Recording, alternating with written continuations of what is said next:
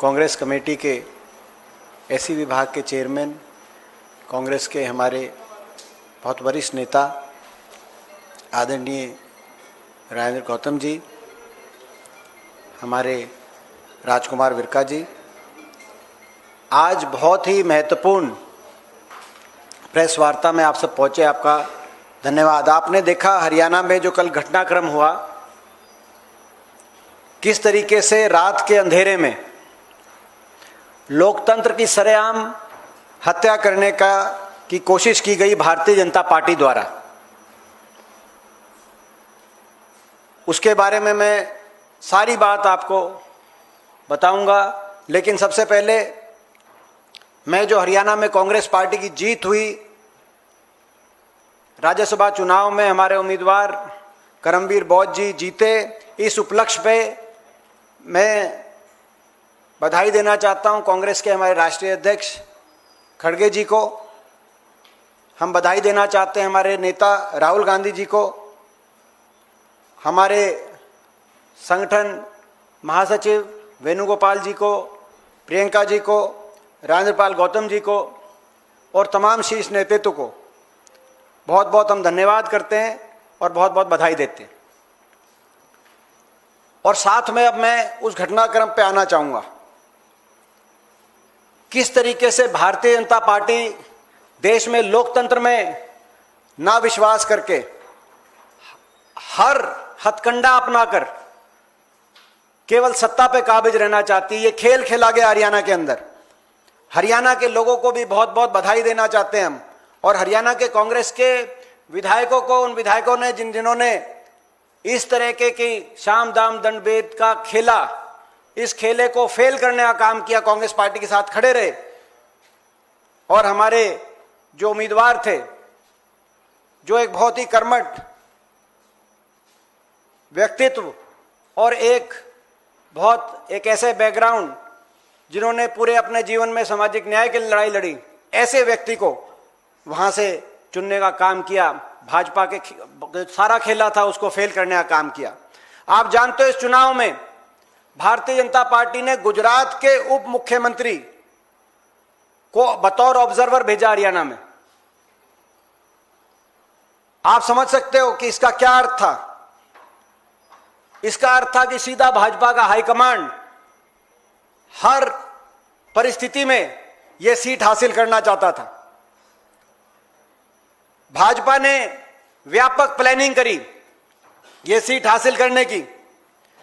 उनको पता था कि यह सीट हासिल करने का तरीका यह है कि कांग्रेस की 8-9 विधायकों को क्रॉस वोटिंग कराएं, और नहीं तो साथ में कम से कम 7 विधायकों को क्रॉस वोटिंग कराकर इनेलो के भी 2 वोट लें। ये 2 अटकंडे थे। लेकिन मैं बधाई देता हूं हरियाणा के उन ईमानदार कांग्रेस के विधायकों को जो खड़े रहे पार्टी के साथ, और ये जो खरीद फरोख्त का खेला था इसको रोकने का काम हुआ। भाजपा का प्लान एक था कि खरीद फरोख्त से अपना नंबर गेम पूरा किया जाए। जब यह खेला कामयाब नहीं हुआ तो यह समझ में आ गया कि कांग्रेस के उम्मीदवार जीतने जा रहे हैं। यही कारण है, आपने देखा होगा इनेलो जो हरियाणा में पूरी तरीके से भाजपा की बी टीम है, भाजपा के इशारे से हर अपना कदम उठाती है। इनेलो ने आखिरी दिन, चुनाव के दिन 12 बजे अपनी प्रेस कॉन्फ्रेंस की घोषणा करी। चुनाव से पहले नहीं, उस पार्टी का कुछ स्टैंड होता तो चुनाव से पहले अपनी घोषणा कर देते कि क्या करेंगे, लेकिन आखिरी दिन 12 बजे अपनी प्रेस कॉन्फ्रेंस रखी। 12 बजे के बाद 2 बजे रखी, 4 बजे तक वोटिंग थी। 2 बजे के बाद उन्होंने 3 बजे रखी, और फिर जब 3:30 बजे घोषणा करी कि नहीं जाएंगे, क्योंकि तब तक ये तय समझ आ गई थी बीजेपी को और इनेलो को कि कांग्रेस के उम्मीदवार जीत रहे हैं। हमारे जब 30 से ज्यादा वोट पड़ गई हमारे पक्ष में, तो उस समय इनेलो मैदान छोड़ के भाग गई। उसके बाद भाजपा ने अपना तीसरा हथकंडा अपनाने का काम किया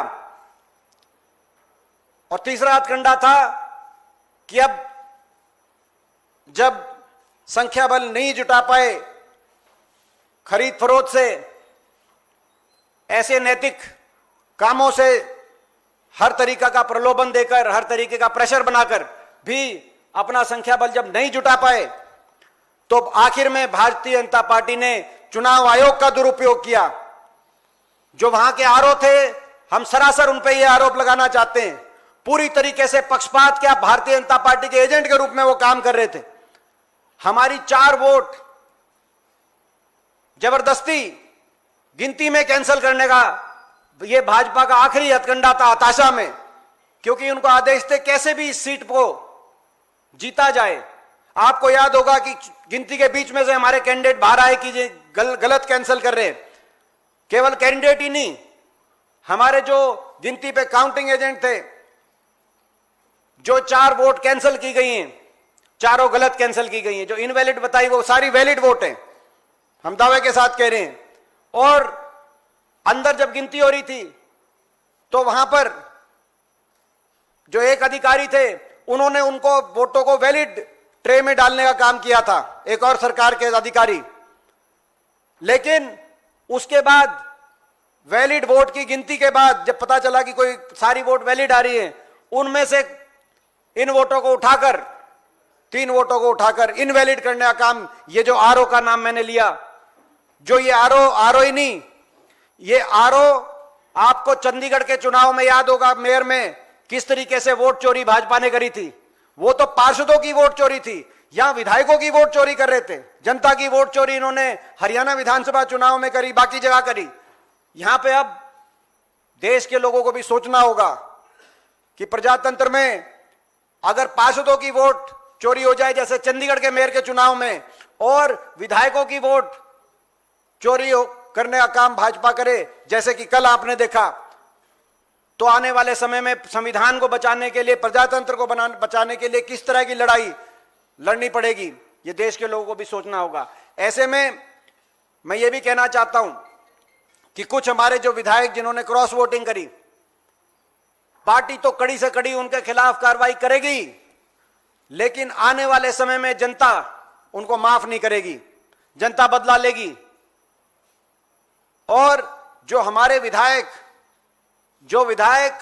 इस अग्नि परीक्षा में जो सफल हुए, जिनके सामने हर तरह का खेला रचकर उनको फंसाने की कोशिश भाजपा ने करी, उलझाने की कोशिश भाजपा ने की, धमकाने की कोशिश भाजपा ने करी, उन पे हर तरह का प्रेशर बनाने की कोशिश करी, हर तरह का प्रलोभन देने की कोशिश करी, लेकिन जो उसके बावजूद खड़े रहे कांग्रेस के पार्टी के साथ, उन विधायकों का भी सम्मान प्रदेश के लोगों के और देश के लोगों के दिलों में बढ़ेगा, उनके क्षेत्र के लोगों के दिलों में बढ़ेगा। हम उन विधायकों के भी विधानसभा क्षेत्रों में जाएंगे और जनता के सामने बात करेंगे कि आज लोकतंत्र को बचाने के लिए ये हमारे कांग्रेस पार्टी के नायक हैं।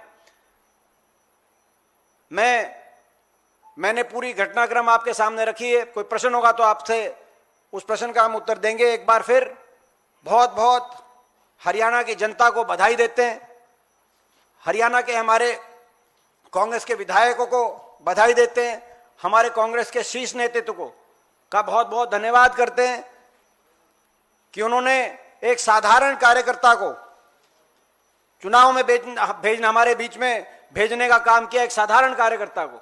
आपको याद होगा कि बहुत लोगों ने यह बात रखी, भारतीय जनता पार्टी के लोगों की तरफ से बयान आया कि यह कैंडिडेट कांग्रेस ने कमजोर कैंडिडेट दिया है। भाजपा के लोगों के बयान थे, मुख्यमंत्री से लेकर बहुत से लोगों के बयान थे, लेकिन कि एक साधारण व्यक्ति को कमजोर समझने वाले लोग, एक सामाजिक कार्यकर्ता को कमजोर समझने वाले लोग, मैं बधाई देता हूं कि आज हरियाणा के लोगों ने, हरियाणा के विधायकों ने ऐसे लोगों को परास्त करने का काम हरियाणा के इस चुनाव में किया है। लोकतंत्र की जीत हुई है। देश के लोकतंत्र को रात के अंधेरे में हरियाणा में बचाने का काम हमने किया है। हरियाणा ये संविधान की जीत है, ये लोकतंत्र की जीत है, ये हमारे संविधान की जीत है। और संविधान के लिए और लोकतंत्र को बचाने के लिए हम ये लड़ाई, कांग्रेस पार्टी ये लड़ाई राहुल जी के नेतृत्व में, खड़गे जी के नेतृत्व में हम ये लड़ाई लड़ते रहेंगे।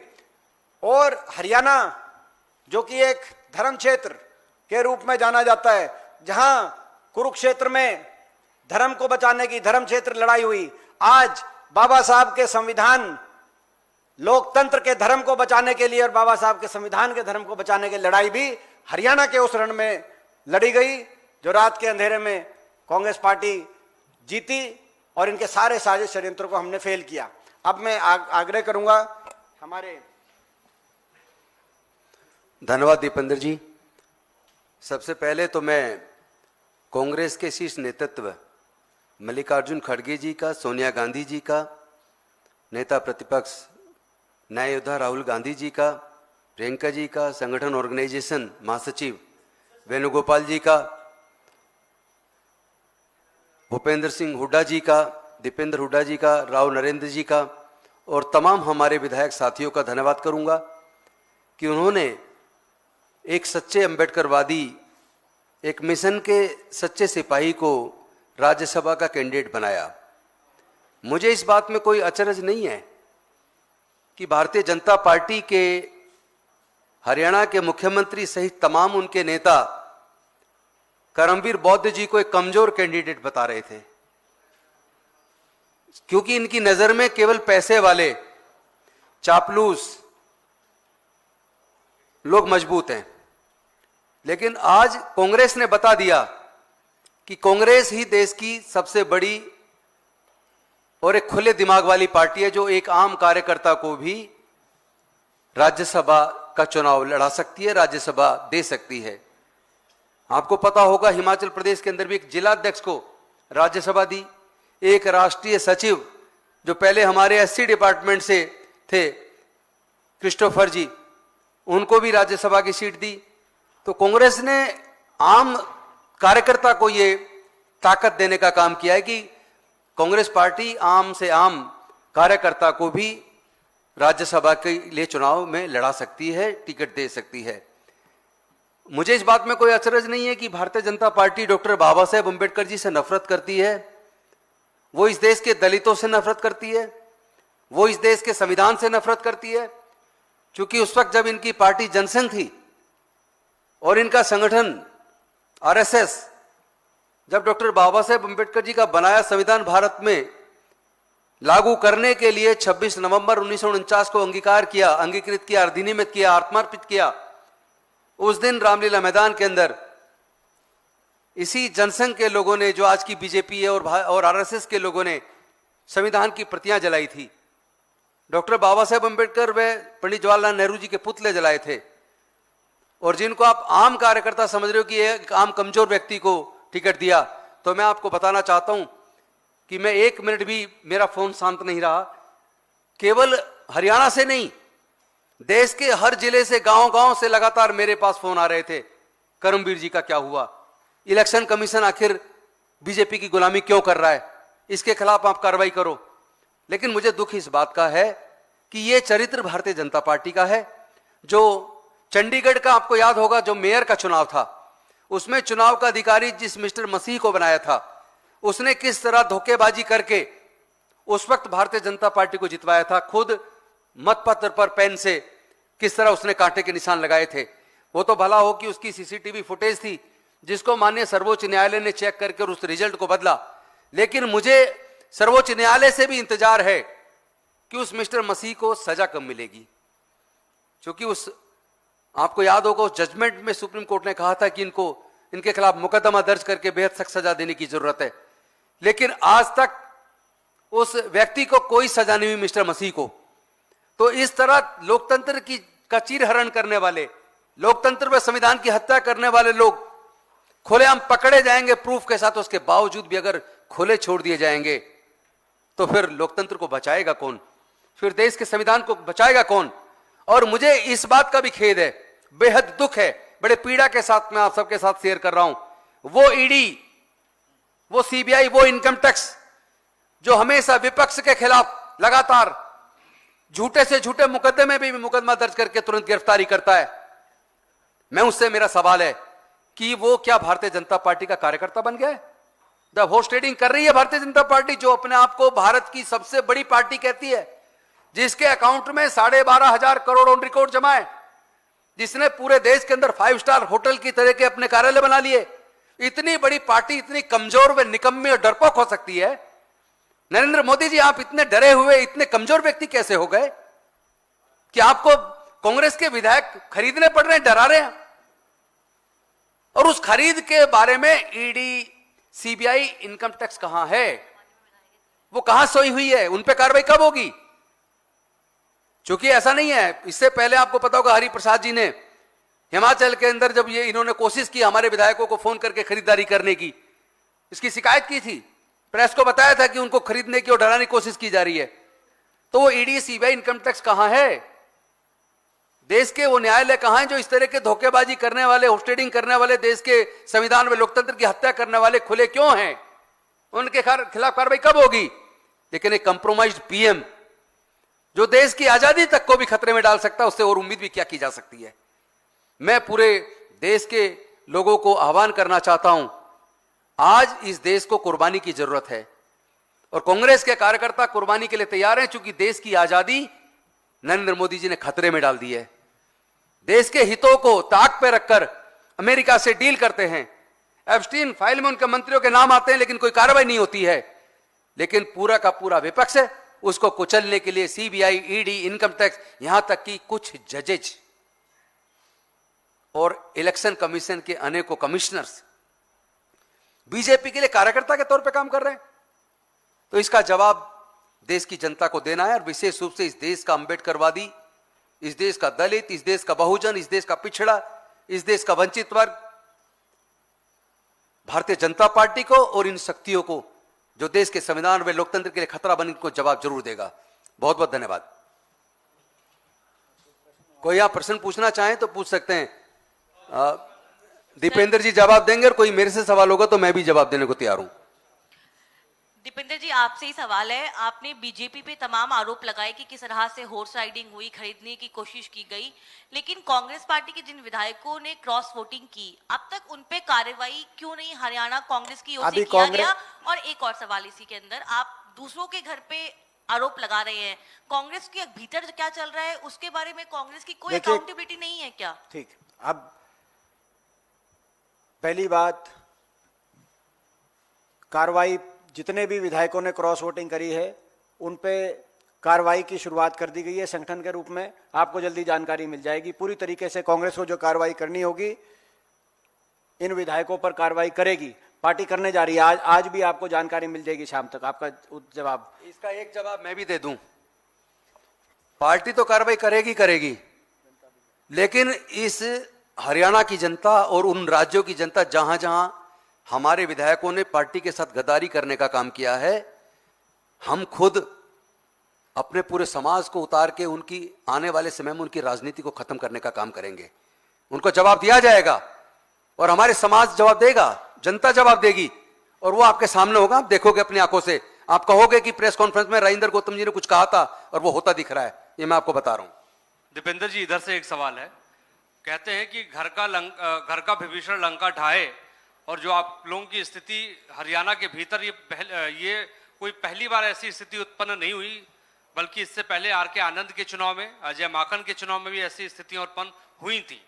इस बार का जो विभीषण है उसकी जांच आप कब तक करेंगे और क्या बड़ी कार्रवाई करेंगे? ये नजीर पेश की जाए। ये देखिए, जो भी संगठनात्मक कार्रवाई होनी है, विधायकों पे होनी है, वो मैंने जैसे कहा कि कांग्रेस पार्टी में हमारे जो प्रभारी जी ने कल बोल दिया था कि तुरंत जिन्होंने किया है उस पर संगठनात्मक हमारी कार्रवाई होएगी। और जैसे आपने कहा कि पहले 2 उदाहरण दिए आपने, हरियाणा के चुनाव में 2014 के बाद जब भी कभी राज्यसभा चुनाव आया और विपक्ष ने कैंडिडेट खड़ा करा, किसी ना किसी कोई ना कोई साजिश षड्यंत्र हुए और कांग्रेस जीत नहीं पाई। मैं बधाई देता हूं, 14 के बाद पहली बार ये चुनाव, आप नोट करना, ये चुनाव वो चुनाव था, करमबीर बोस जी वो कैंडिडेट थे। 14 के बाद पहली बार जब इनको कैंडिडेट बनाया गया और बीजेपी ने दूसरा कैंडिडेट लाया, गुजरात के मुख्यमंत्री तक को ऑब्जर्वर लगा दिया। दोनों ऊपर और नीचे दोनों इनकी सरकारें हैं और हर तरीके से सत्ता का दुरुपयोग किया। जैसे मैंने कहा कि प्रलोभन, करोड़ों करोड़ों रुपए का प्रलोभन, उसकी हमारे को सारी रिपोर्ट, और प्रलोभन के साथ साथ अभी राजेंद्रपाल गौतम जी कह रहे थे कि जो ईडी सीबीआई और एजेंसियों का डर, बल्कि उल्टा डर उनको दिखा रहे हैं कि कईयों पे जिन पे मुकदमे थे हमारे विधायकों पर, कि भाई इन मुकदमों में आपको राहत दे देंगे, नहीं तो अंदर कर देंगे, इस तरह के भी वहां पे डर दिखाने का कार्य किया गया भाजपा द्वारा। आप अंदाजा लगाओ देश में लोकतंत्र का हाल है, लोकतंत्र क्या है। तो मैंने कहा 12 साल में इस बार हमारी जीत हुई है, खेला भाजपा का फेल हुआ है, जो आप कह रहे हो जीत हमारी हुई है। तो ये बहुत बड़ी बात है आज के देश के इस वातावरण में, इतनी बड़ी, इसको मैं बहुत बड़ी जीत मानता हूं देश के आज के वातावरण। दीपेंद्र जी, एक सवाल यह है कि जिस तरीके आपने बातें कही हैं, और अब जो कि वर्किंग प्रेसिडेंट थे कांग्रेस के हरियाणा के, उन्होंने अपने सभी पार्टी के पदों से इस्तीफा दे दिया है, ये किस चीज का मैसेजिंग है सर? देखिए, वो उनकी जो वाइफ हैं, जो वर्किंग प्रेसिडेंट है, उनकी वाइफ नारायणगढ़ से एक विधायक हैं, और मैं समझता हूं कि सारी, क्योंकि नाम मैं अधिकृत तौर से नहीं ले रहा जिन 5 विधायकों ने, लेकिन आप समझ गए होंगे मेरा इशारा किस तरफ है। तो उनकी कई आगे आने वाली कांग्रेस की कार्रवाई को देखते हुए हो सकता है कि मैं उसमें नाम अभी नहीं लेना चाह रहा, लेकिन जो है उनकी जो वाइफ हैं वो नारायणगढ़ से विधायक हैं, तो उससे जुड़ा हुआ विषय है। दिपेंद्र जी, इधर सवाल है। सवाल ये है कि इतना अच्छा बहुमत होने के बावजूद 37 की संख्या थी, 30 चाहिए था। हरियाणा कांग्रेस ने बहुत बाड़ेबंदी भी की, पहले से भी आप लोगों की तैयारी थी, पिछला अनुभव जो था उसको देखते हुए, बावजूद इसके ये जो खेला हुआ, इसमें सिर्फ विधायकों की ही भूमिका है या विधायकों को पैट्रोनेज देने वाले जो सीनियर लीडर्स हैं वो भी, मेरा सवाल पूरा हो जाने दीजिए, अकाउंटेबिलिटी उनकी भी है कि नहीं है?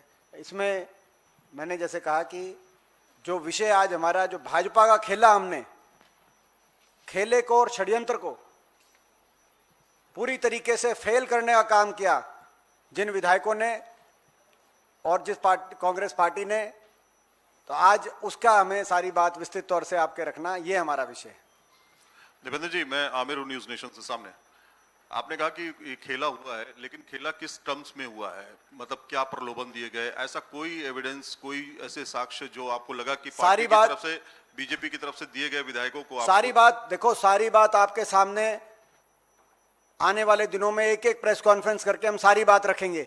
एक उदाहरण दूं मैं आपको, जो ये अपना अभी जो आदरणीय राजेंद्र गौतम जी ने एक बात कही शिमला वाली, शिमला में जब हम हिमाचल प्रदेश के अंदर हमारे विधायक गए तो कौन कौन बीजेपी का लीडर, कौन कौन सांसद भाजपा का केंद्र से शिमला के अंदर रुका हुआ था, कितने लोग रुके हुए थे, कहां कहां रुके हुए थे शिमला के अंदर। एकदम से भारतीय जनता पार्टी के शीर्ष सांसदों को, बड़े बड़े पदाधिकारियों को, देश के पदाधिकारी को क्या शिमला एकदम से याद आ गया? मैं केवल उदाहरण दे रहा हूं। आपने देखा कर्नाटक में हमारी पुलिस ने कार्रवाई की है, मगर मैं जो मैंने बात कही है वो लोग समझ गए होंगे, जो लोग रुके हुए थे क्या करने के लिए आए थे। ठीक है, इनके पास धन शक्ति है, ठीक है इनके पास मीडिया शक्ति है, ठीक है इनके पास तंत्र शक्ति है, ठीक है इनके पास षड्यंत्र शक्ति है, लेकिन कांग्रेस पार्टी भी अपने विचार पे मजबूत, हमारी पार्टी, हम भी कमजोर नहीं है, और ये दिखा दिया हमने इस चुनाव में। Thank you. Thank you.